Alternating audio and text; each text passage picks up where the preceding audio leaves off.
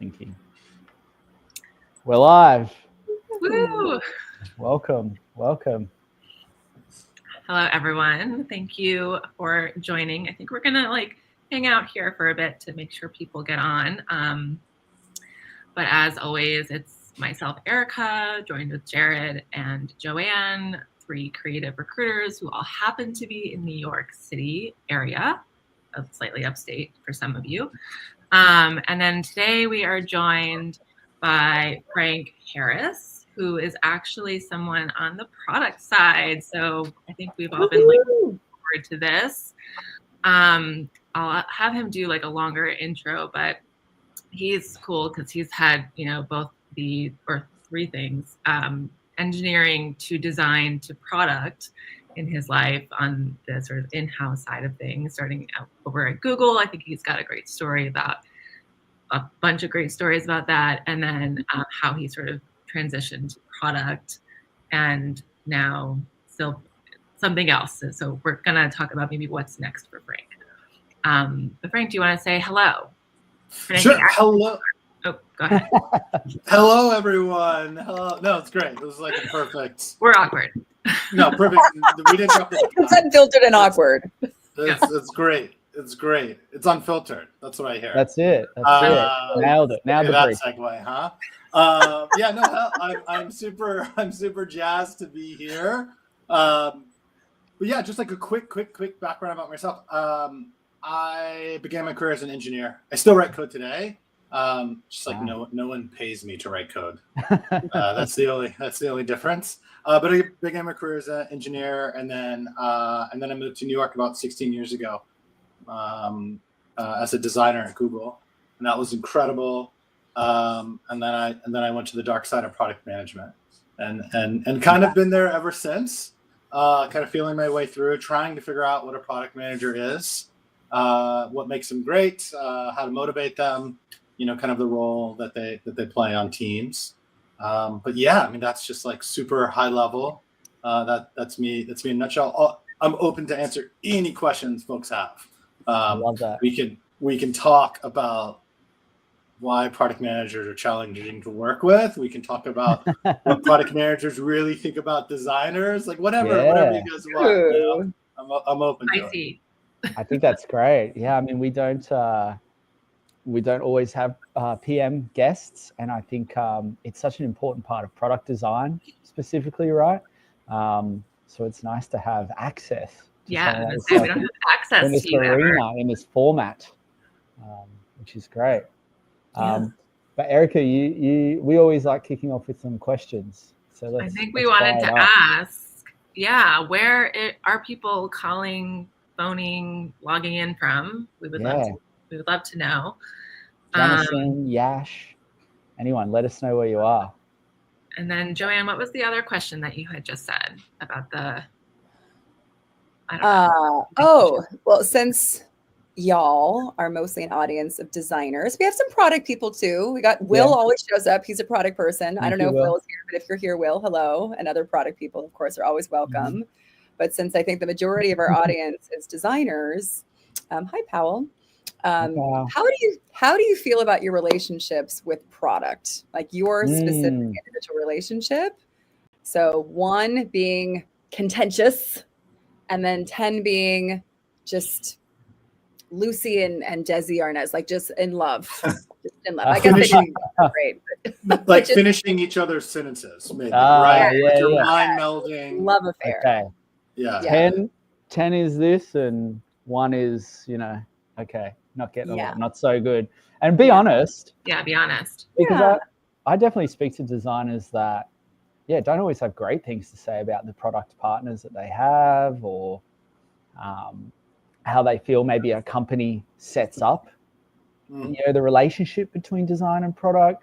We have the age-old hassle of why does design report into product? I know people love to talk about that one. So that's a good one, Jared. I like that. Yeah, so I think if you are a designer from San Francisco, Indiana, New York City, Boston, Ann Arbor, and you work with product people, what's your jam on them? What's your vibe?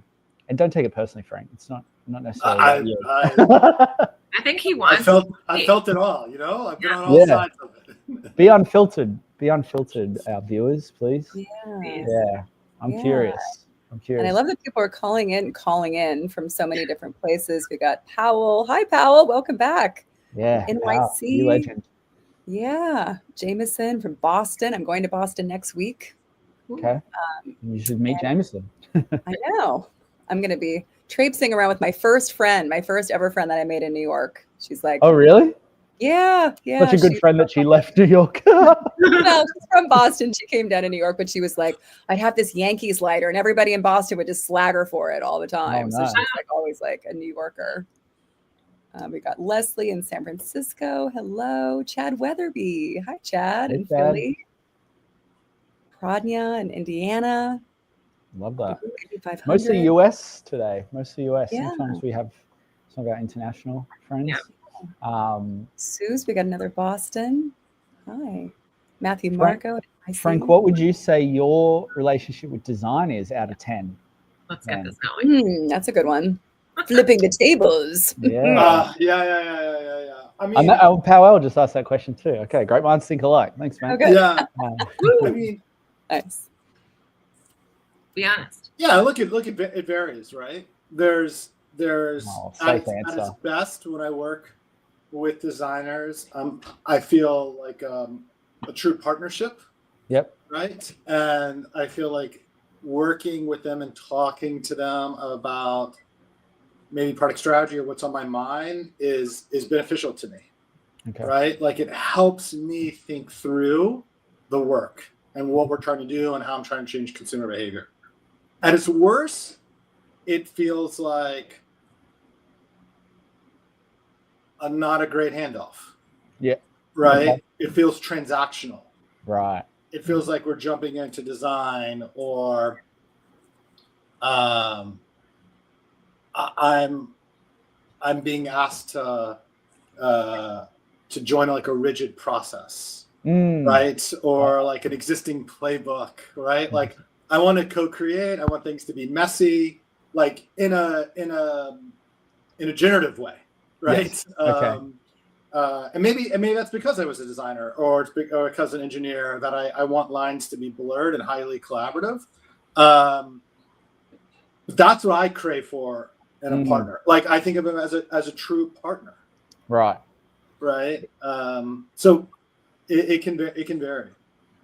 In your experience with you've worked as a PM in a couple of different companies now, so you've potentially walked into different processes when you've gotten there. Your PM partners, that often pod setups, right? PM, designer, engineer, and so you're working alongside other PMs who have the same profession as you. Do they share these sentiments that you do about co-creating versus handoff? Do you think the majority of PMs think that way? I mean, here's what I'd say. When I'm leading a team, when I'm leading a group of PMs, that's my expectation. You set that tone and you say, this is how we're going to do it. We're going to co-create. We try to. I might have some people that I used to manage on this call, and they should chime in to whether I was actually effective at doing that. Yeah. But that is my intent, right? Like I always tell my team, I want to build a team in which I would want to work on. Okay. And to me, that means having autonomy and clear ownership, clear expectations, right? And highly collaborative. And so, if product is reporting it to me, I'm leading a team, and a product manager comes to me with a challenge that they're working on. One of the first questions I always ask is, how does your design engineering partner feel about this? Right. Yeah. Because I'm expecting you to talk to them about it too. Yeah. Right. Do they share this problem? Partners. Do they? Yeah. I do try to push in that and model that. Influence that out to your other PMs. Yeah. Okay. For sure. Okay. I mean, I think this is a great opportunity for designers to get this inside angle on product management, and even just from the angle of in any interview process, pretty much as a product designer, when you're going through that interview process, you're more than likely going to interview with product management somewhere in there. Right. They're going to sit in maybe on your portfolio presentation. Maybe you're going to have a one-on-one with a product partner. But I just feel like product is really part of the design hiring process.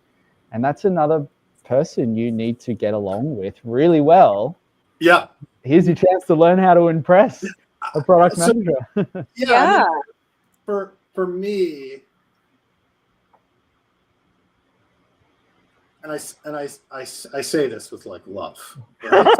I'm saying, you have to preface it with that then. I'm saying this with love. Things just got quiet and real right now. Yeah.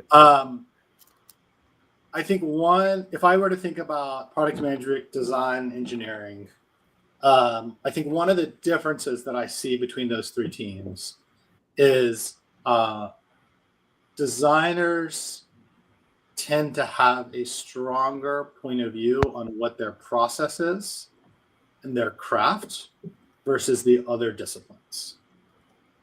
Now, I'm not saying that's good or bad, because it is good and bad, right?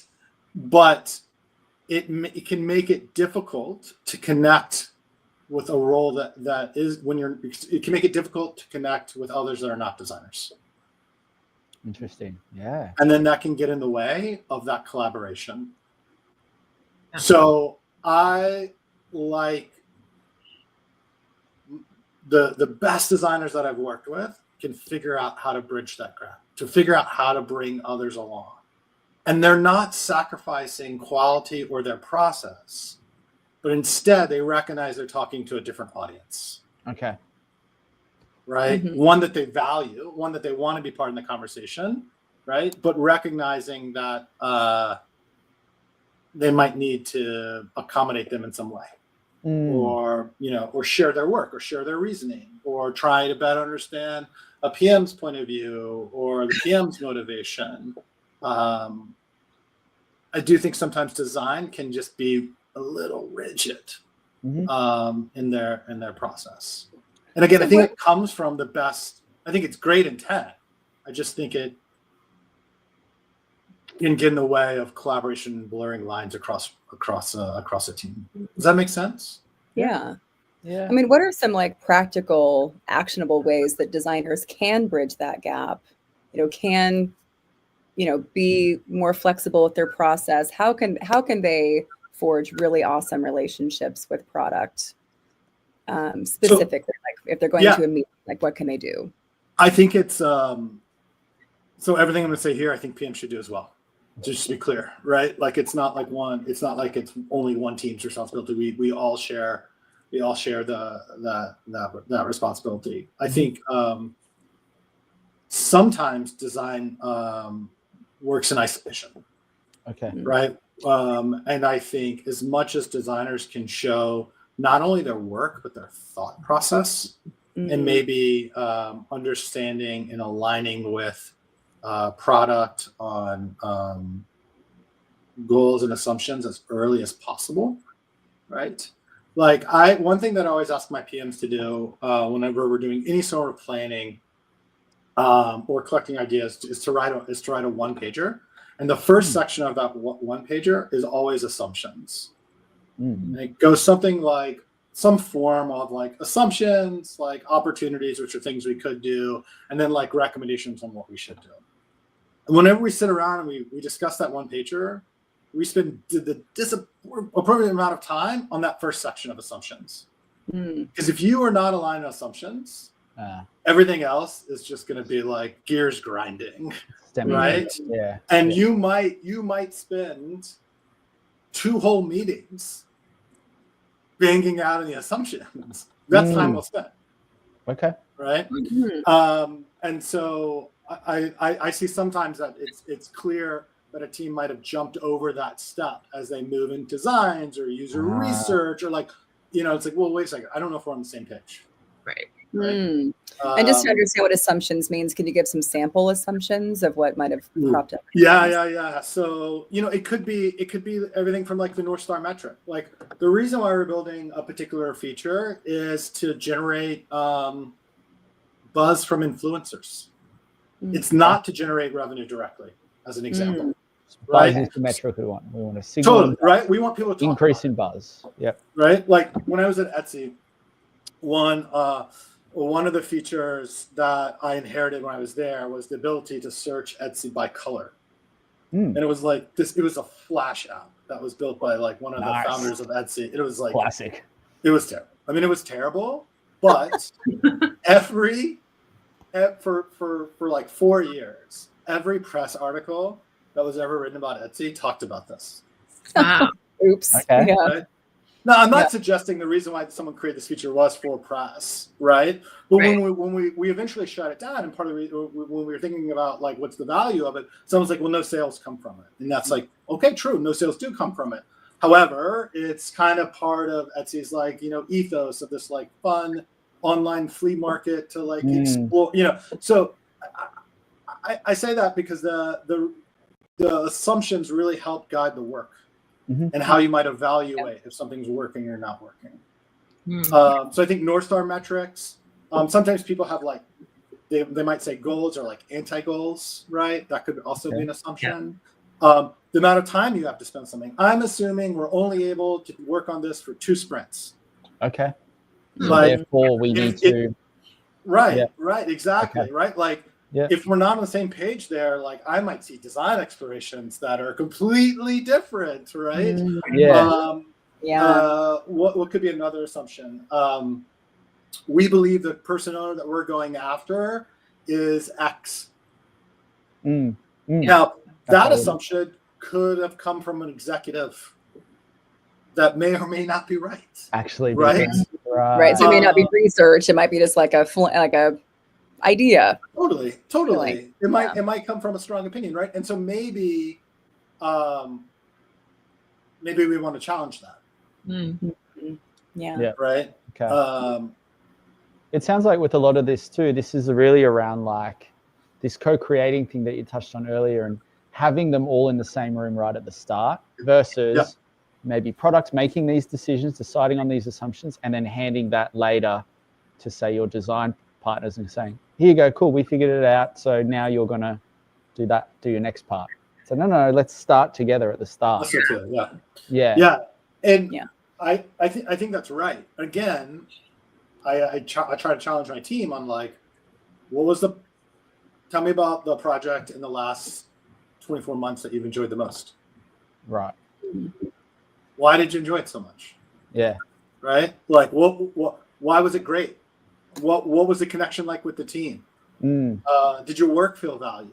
Why was that? Why did the work feel valued? Was it because literally every design you came up with, the PM agreed to? That's probably not why your work felt valued. Right.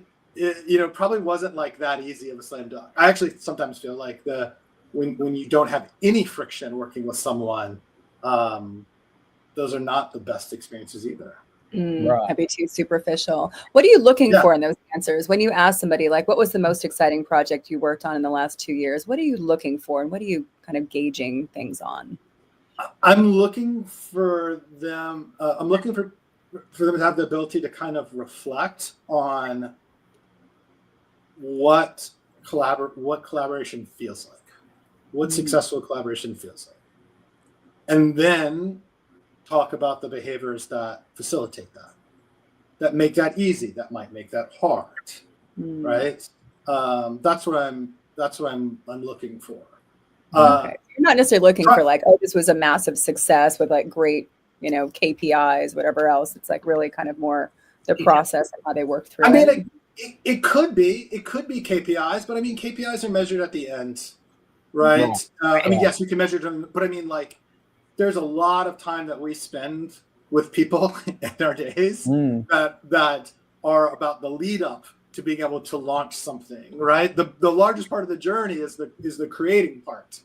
And so I would hope that we would be able to articulate what feels right in those moments, even before we're able to evaluate maybe commercial success or business goals.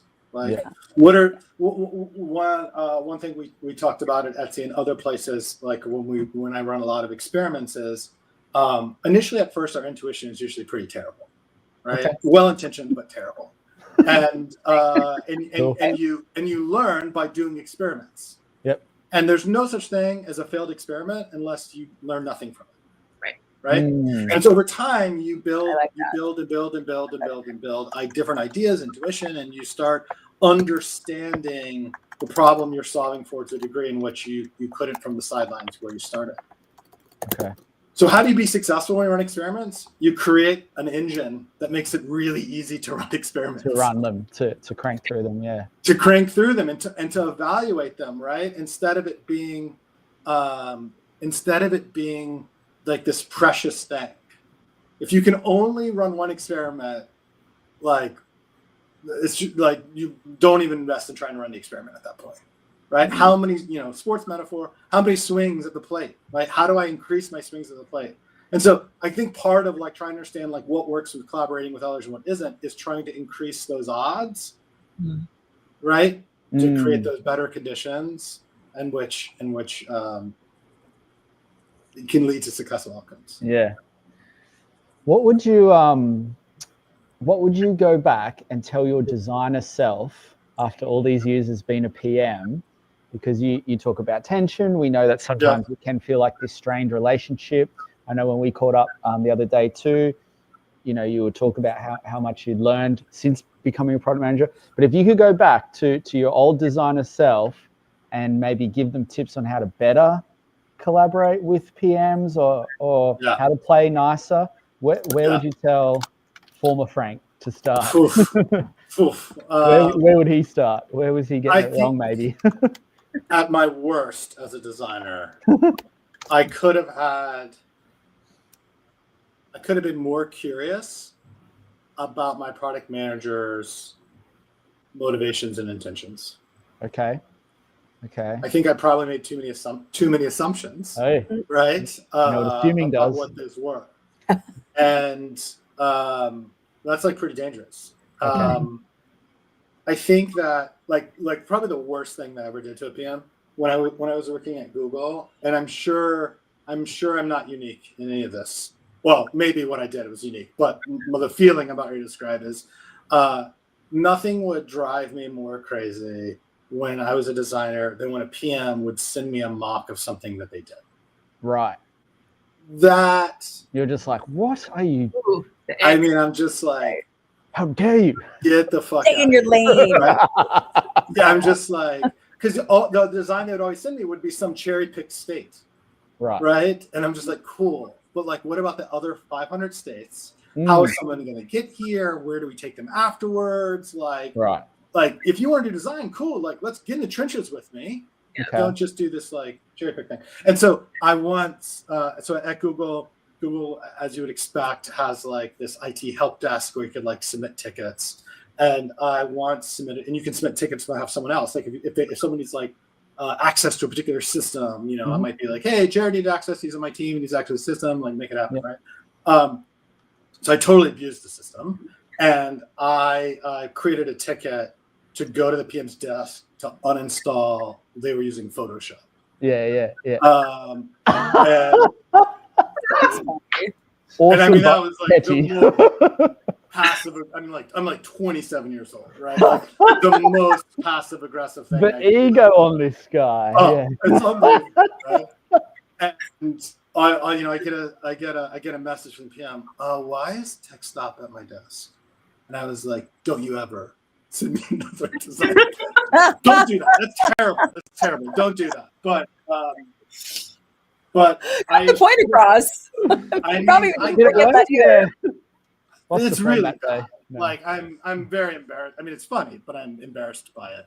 And the fact that like the PM didn't like kill me is amazing. But really try to better understand. Like the PM, I think PMs are trying to always balance a lot of things. PMs have a hard job working with engineering, with design, working with marketing or business. Sometimes they have other responsibilities that you might not be aware of. And I think it's totally fair and reasonable to say, tell me more about what you're trying to optimize for.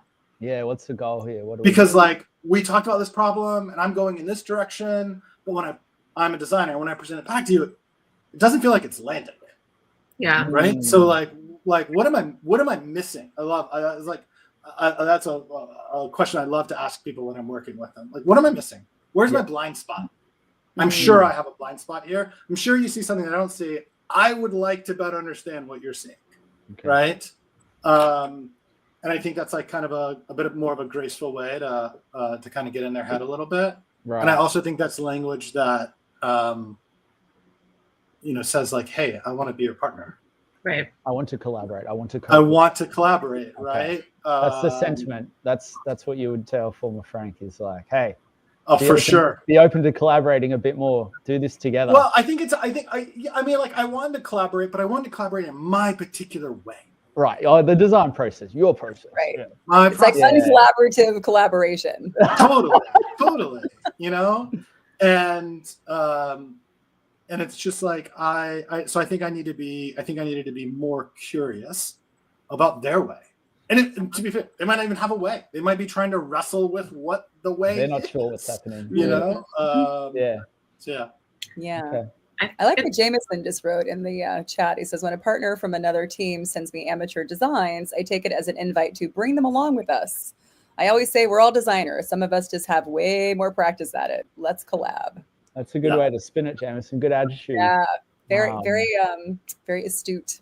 I would have erred on the side of Frank's former self. Probably I would have got the shits and go, what is this? But I think Jameson,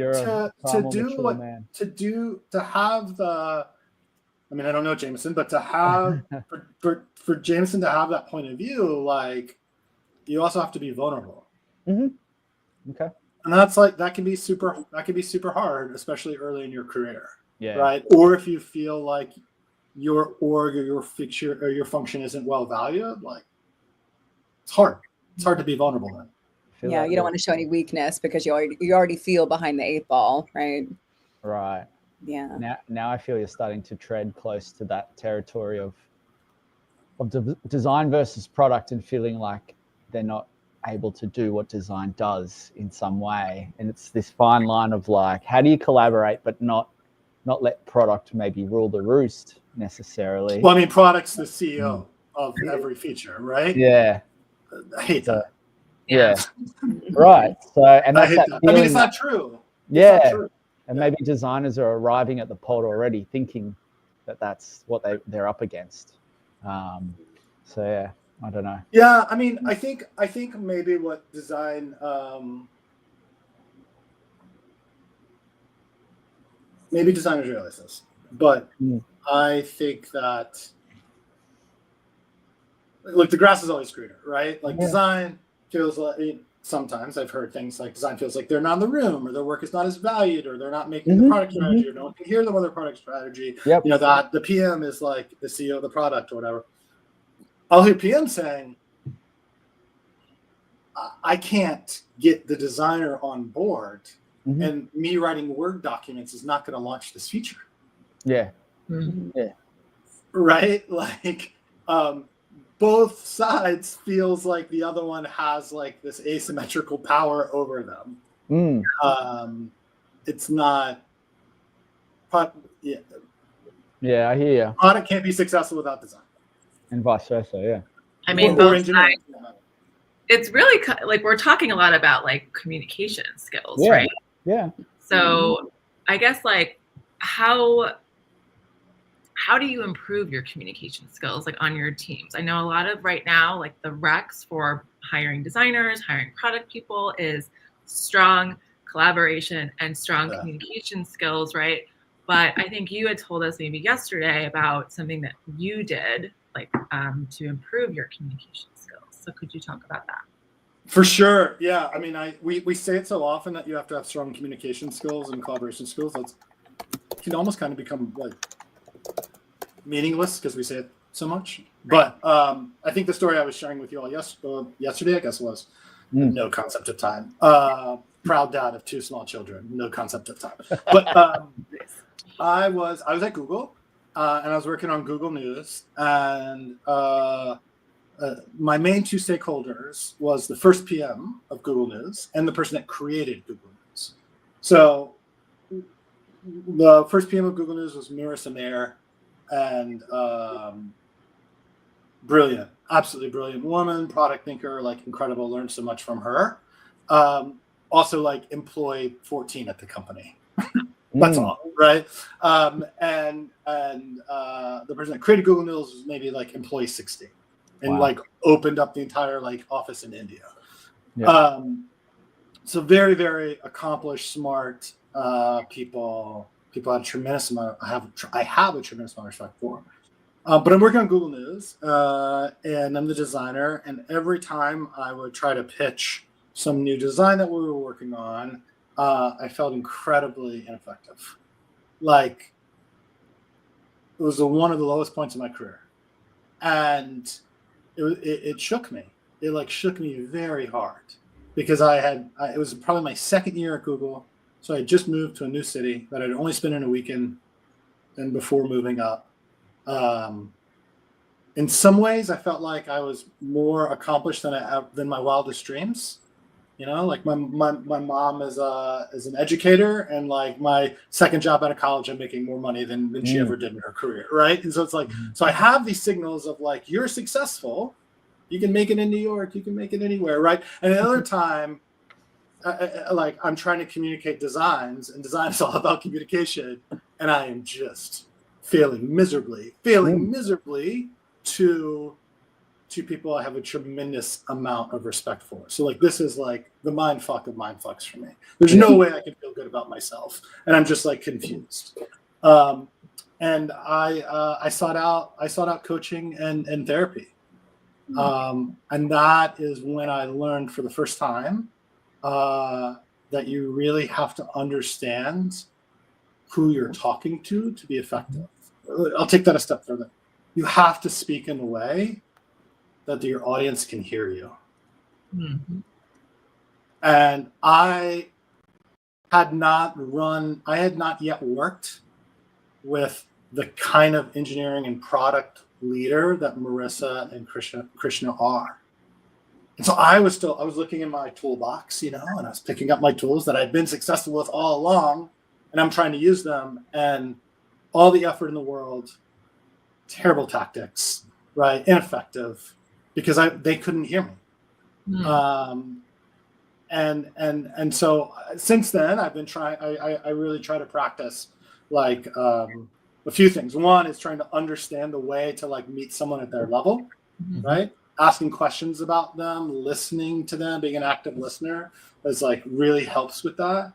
Also like approaching, this is like a little cynical, but like take it conceptually for what I'm saying here. Approach every interaction or conversation as a negotiation, right? That's going to push you to understand what someone else's goals are. And the more that you can show how someone else's goals are the same as your goals, right? You're going to hear that. So, you know, I think that, so Paolo, what was the mistake I was making? I was leaning too much of why I thought something was important, maybe, or why this design was right, right? But it wasn't meeting their needs. And I wasn't trying to figure out what their needs were. And I wasn't talking of, like, I would say, like, maybe I might talk about design as being aesthetically beneficial, right? Or one of the big goals of Google News was information density. So, you know, let's say I wasn't optimizing for that, right? Or the way I would talk about maybe the user experience, like it was completely separate from how they had thought about it. Again, it's not right or wrong. It's, well, clearly there's going to be friction here, right?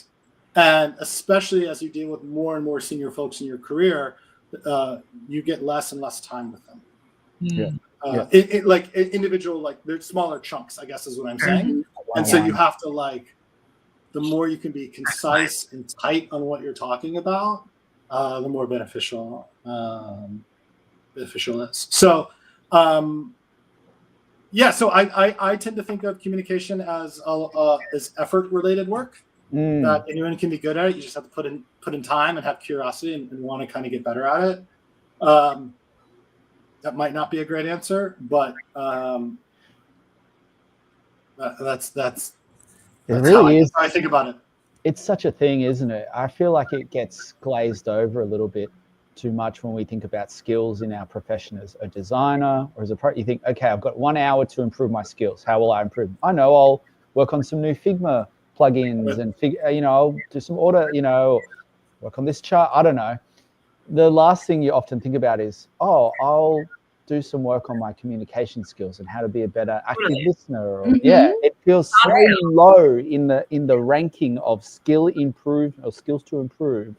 Yet, from what you're saying, it's like it almost needs to be number one, like for everyone. I mean, I was coaching someone the other day, and they were talking about how they were having some friction. We all have friction, right? We all have friction with maybe different people, and they were just like, and it bummed them out because they clearly respect this person, right? And they feel like maybe on some level that they're not like showing up, right?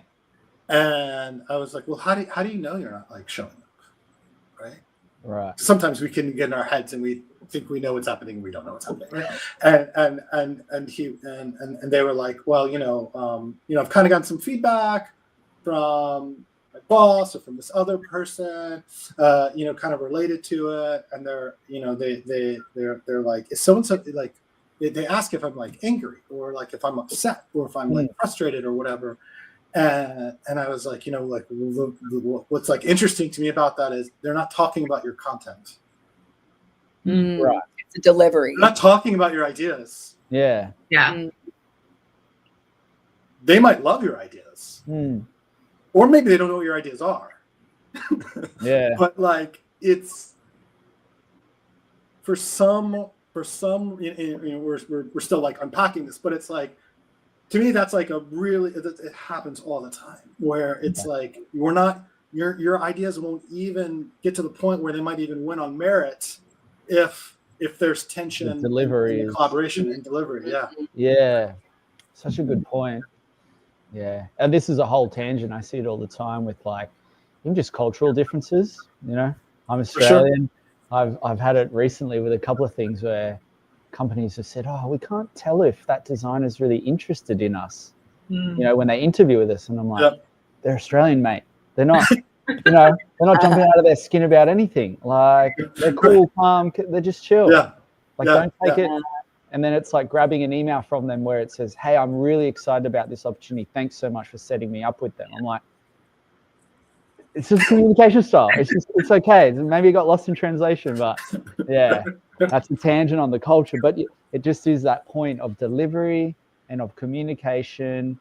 And what I think, I guess, as part of your coaching too, you're likely telling people how to communicate better, but also how can we be better listeners and not make that assumption. I don't think they're interested in us, so therefore let's not even do the next interview. It's like, whoa. Like, that person has all the skills you want and you love it, you're in this right direction. And because you've made that assumption based on a delivery difference there, it's like as humans, we love to make things like really complicated, or like we're really good at it. Like we're really good at making things complicated. And we will like, like the what is it? Is the movie's like A Beautiful Mind, right? Where he has like the strings. We will do that. Yeah. Versus ask direct questions. Yeah. Are you interested in us? I know.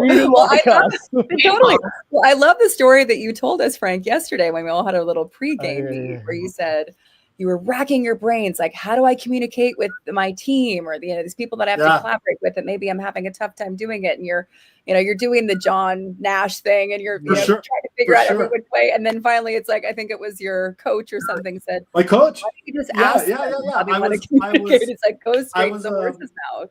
Yeah, I was leading a team at the moment. It was the largest team I'd ever led before, and I had imposter syndrome. I still have imposter syndrome about different things, right? Yep. And I felt very stretched. I remember this. It's like every time I'd show up into a meeting, I would have left another meeting, and I had like enough. This is when I went to the office, but just enough time to get from one room to the next room. And I didn't feel like what I'd want to do is I'd want to prepare for that meeting. I want to collect my thoughts. I'd maybe, if we were talking about designs, I'd want to review the designs ahead of time, right? Instead of having gut reactions in the moment, because I remember when people gave me gut reactions in the moment. So it's like and I felt like the team wasn't getting their best from me. And I could make excuses on why, that I was really stretched thin. I was taking on some other large parts of the organization I'd never done before. I'm trying to find my way. And I felt so bad. And my coach was like, well, like, how do you know you're telling me you're failing, but how do you know you're failing? And I was like, well, because I'm not prepared for these meetings. And he's like, but like, what, like, does your team need you to be more prepared? Like, are you blocking them? Are they, is their work being impacted, and he's like, how would you know? And I was like, well, I mean, I guess, let me think about this. Let me look at the notes from the last 3 sessions, and I can let me review our success metrics over the last 6 months. And he's like, what else could you do, idiot? Like, and he's like, you could ask them. What is it? Hey, I'm really stretched thin right now. I'm trying to take on this other work. Like, what do you need from me over the next 2 weeks? Yeah. Yeah. Are you getting what you need from me right now? Do you need me to lean in more? Do you need me to lean out? Like, these are conversation starters. I want to be very clear. Yeah. Like, Yeah. This doesn't fix. I still had work to do, right? Yeah. But That's where it starts. But now you had guided direction. Right. Where Well, to put the efforts. It helped me focus on where I needed to spend some spring cycles, and where maybe I didn't have to at all. And I could come off my plate so I could spend more time in other areas. Because the moment I felt like I was doing failure in every area. Right? Yeah. So it helped to focus me. Yeah. Assumptions, I don't know. That's like Coming back to that. that should be our code word for today, by the way. Assumptions. Yeah. Assumptions. That's a big one that came out of it.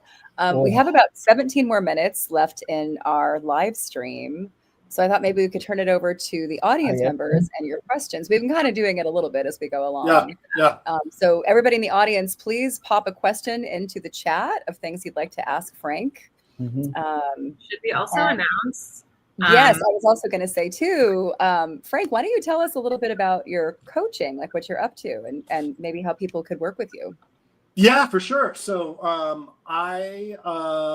this summer I started my own coaching practice. As you guys can probably tell, like, this is something that's been on my mind a lot and pretty important to me. And I'm trying to create this practice as the coach that I kind of wish I had all along in every stage of my career. And so a lot of times that's a sounding board, on a safe place to kind of talk through things and kind of maybe think about things in a slightly different way and have a different perspective. I tend to think we grow, period, but especially professionally, when 2 things happen. One is when we're slightly uncomfortable and we're trying to do something that we've never done before in some way. And the other is when we have time to reflect and think about that experience. And part of what I love about coaching, which is different from managing, is when you say you want to coach, you're like raising your hand and you're saying, I want to grow. I want to be a little bit uncomfortable. Maybe not every day, maybe not in today's session, but like permission to like help me grow, right? Level up. And so I'm looking for folks to do that with. That's kind of where I'm at. And I wanted to offer everyone that's live on today's stream, if you want to, no strings attached. You don't have to. We can still be friends. A free coaching session. Mate, that is huge. Yeah, that's amazing. Yeah. Very Bravo. generous.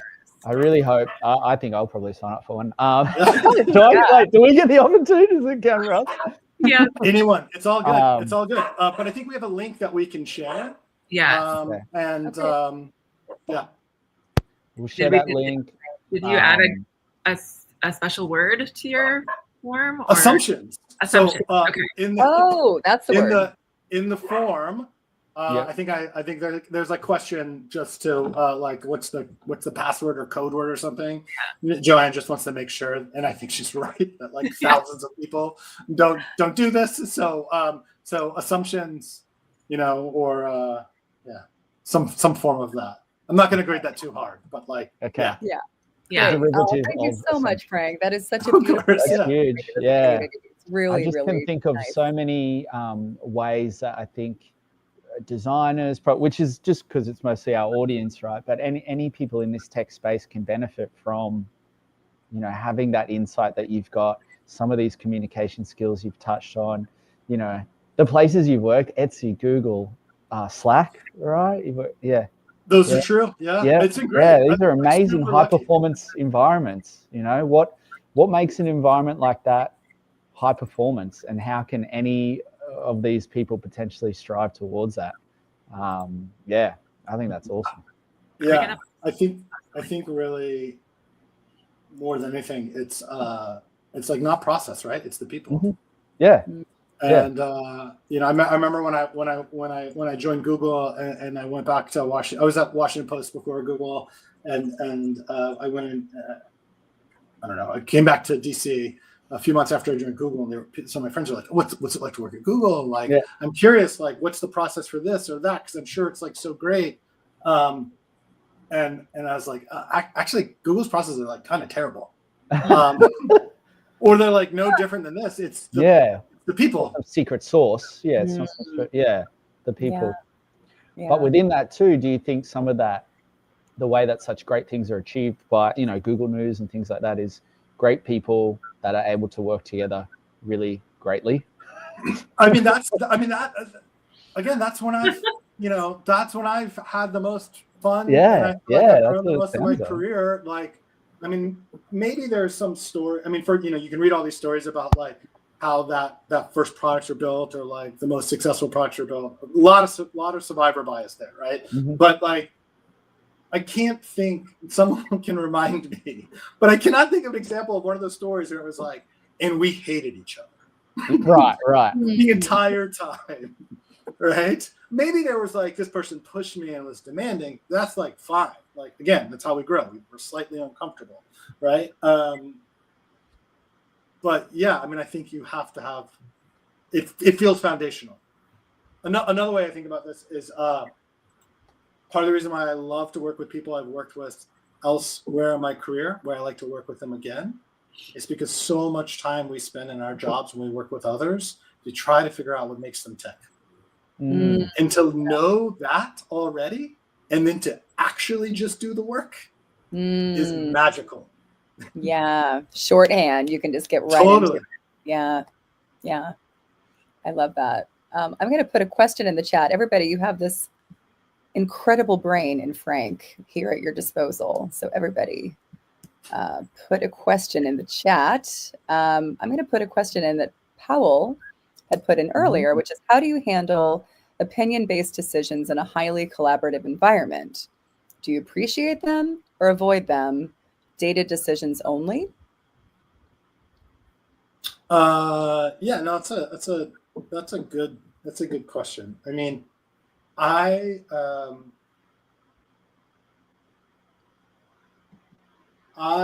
love data. To really stress how much I love data, my wife leads data teams. And I met her working where she was the data analyst on my product team that I worked with. I love it. So I love data. I think there can be I think you can, if you're only making data decisions, it can lead to some blind spots. So I like to be a little bit more data informed. I generally hate surprises, kind of period. Whether they're good or bad. And so the reason why I might run experiments, the reason why I might do research on something is to not be surprised, to better understand what I'm doing, what I'm driving towards, right? So I data's powerful, and I think that's both quant and qual. And in the best experiences, one should be feeding the other with how we think about studies and experiments. I mean, I have every place that I've worked has had highly opinionated product decisions, strategies, ideas. So if you can find a place that doesn't have it, like, please let me know. But otherwise, I'm just going to accept it as a given, right? And so I think they exist. What I also want to believe is that everyone is on the if everyone is on the same page about the outcomes that we're trying to achieve, that we should be relatively agnostic about how we accomplish them. So if the CEO has a particular point of view on something that's very opinionated on how he thinks that should be done, in my experience, you can't dismiss that. You have to hear that, right? You have to incorporate it either literally or like spiritually in your work. Even if you feel like it might be missing the mark on something, if it doesn't lead to the outcome, well, then you'll work on some. You'll take another swing at something else. Sure. It's very hard to argue with people's opinions. Yeah. Right. So like, let's try to get to a place where it's like more evidence based. Okay. Which is maybe like lowercase d, not uppercase d data, but like again, if we're aligned, if we have shared assumptions of what we're trying to achieve, that's going to do the heavy lifting on evaluating if something's working. So then it just becomes a sequencing order, right? Are we going to do this opinionated idea that I think is dog shit first, or are we going to do some like bottoms up that the team has been like working on and crafting on, and like, you know, and that might be a conversation I have with the CEO. Hey man, it's your company. Do whatever you want. Let me tell you, right? You're coming at it from a different point of view as this person. And at the end of the day, like, we're going to do whatever is going to work for our customers because we're aligned on what our goal is, right? So this might be an opportunity where we could go bottoms up here, throw the team a bone, let them do theirs first. But you're keeping score on what's working, what's not working. Right? If it doesn't work, we'll try something else. Maybe, you know, or if you're really adamant that this is not a time for us to deviate and we got, you know, okay, we can do that. But I'm telling you, if we always make decisions that way, that's going to undermine the team. Right. Eventually. Yeah. Good point. Good point on that. Like when we talk with clients, sometimes it's like we try to avoid having just an opinion as like a reason why to do something. We try to tell stories, right? So it's like in the past, if a decision like this is being made, this is what the outcome tends to be. You can't really argue with facts, right? Like these are stories, these are anecdotes, these are things that have happened versus we don't think that's a great idea because we think this will probably happen, right? But it's like just actually having evidence. So true. I've also like going back to CEOs with strong opinions. A lot of times too, when that CEO has been the founder, it's actually not an opinion. That they actually do have evidence for why they think that is the right approach. What they haven't done is communicate that. So it's coming across as this arbitrary idea, right? Because they see something that I don't see, that the team doesn't see. And they see that something because they were working on this idea 5 years before we even joined the company. Talking to customers and, you know, so it's like, you feel very passionate about this idea. Like, help me understand that more. It's like the question you were asking earlier. What am I missing? Like, what am I missing? I know I'm missing something. You're not a dum-dum. You're very passionate about this idea. So clearly, I'm missing something. Right? Maybe there's a way I can feed that to the team so it's not your idea versus their idea. You know, that they kind of come to that. I have a question. We're almost like out of time, but I just always like to ask people, what kinds of platforms or products are you like obsessed with right now? Like, what are you using AI wise? Not even anything. I mean, I'm trying to use as much AI as possible for like everything. And it's like a super big like umbrella term, but early in my career when I was a designer, even in my first few years as a PM, the way I would collect my thoughts is by wireframing. I would jokingly tell people that I use, I'm dating myself, but I use OmniGraffle for my grocery list, right? Like that was just, it was just how I process the world. And increasingly, you know, as I got further from being a designer and more from like leading a team and trying to work on like storytelling and whatnot, words is how I collect my thoughts, writing words. And I try to use all the tools, but I really do love Claude. And Claude, I think of it as like a bit of a second brain and thought partner. Wow. For how I think through things, that I can just like, I literally do this. I like to do this on the subway a lot. It's like my guilty pleasure, where it's like I open up the Claude in my app and I just dump a whole bunch of thoughts that I have, and I'm like, organize this in something that's like concise and like, what are my big takeaways, right? And then you know, we go under a tunnel or something like that, and I lose service. And then when I get service back, it's like this magical thing. I'm like, oh, like this is like quite interesting. So Claude is like helping me accelerate my thoughts, and I really love that. The other thing that I think Claude is exceptional at, and I think that, and again, use Claude or whatever tool. Like they're more like than not. But like as designers, one of the activities that I always like kind of facilitate with, as a designer and also as a PM for like design thinking, is the how might we exercise. Are you familiar with this? I can't see if people are not. I see if you guys are nodding your head. Yes, I've heard of it a lot. Yeah. Yeah. So it's kind of like this, you know, brainstorming activity where you kind of use questions to help like better understand like a problem or like a mental model. And it's like one idea per like Post-it notes, and you put all the Post-it notes on the board, and then you start grouping them, and then it's just very like collaborative sort of engagement, right? Something you might do at like the beginning of a project or early on. Claude is great with how might we questions. Ooh, okay. Good tip. Here, I have this idea of this thing that I want to solve. Like, what are some like how might we topics that I should be like thinking through on this?